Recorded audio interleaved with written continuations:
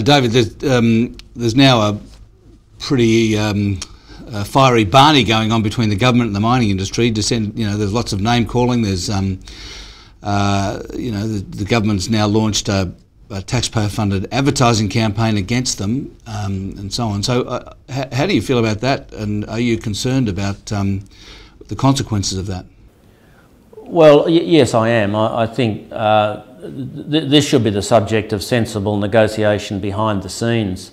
One implication of this advertising war is that a lot of foreign investors see Australia as a place where common sense usually prevails, and this sort of public brawl will reduce their confidence in those sort of things happening.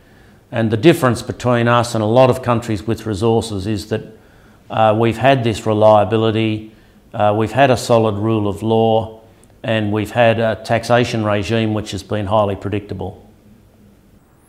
David, the revenues from this tax, if it were implemented, are designed to bring the budget back into balance 3 years ahead of the previous schedule. Is that a priority? Does it validate the tax? Well, I think it's more the implications of the tax. It doesn't validate it if the tax itself is going to cause you to collect less in the long run, and that's possible.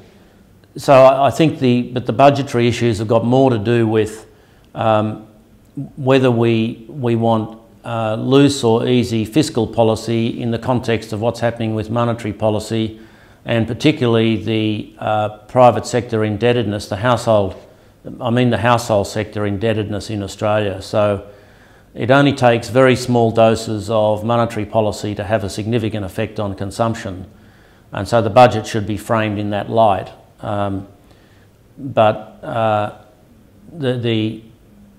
So I think you've got to weigh those things up in framing the budget, Steve. But does it matter that much whether it's in surplus in 3 years or 4 years? Well, it depends on how you do it. And the problem with this tax is it could cause more trouble. It's a long-term tax being applied to a short-term purpose, really, and that's where the problems arise.